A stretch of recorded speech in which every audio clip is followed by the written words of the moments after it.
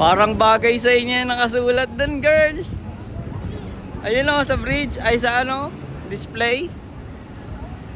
Tingin ka tayo siya.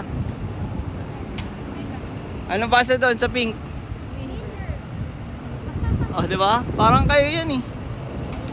Tingin nga. Yeah. Ayun o, nakalagay o. October 15 to 20. O, di ba? Ganda o.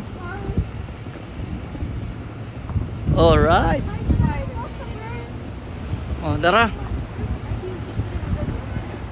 Ayun yung sikat, di ba, nung ano, sa New York.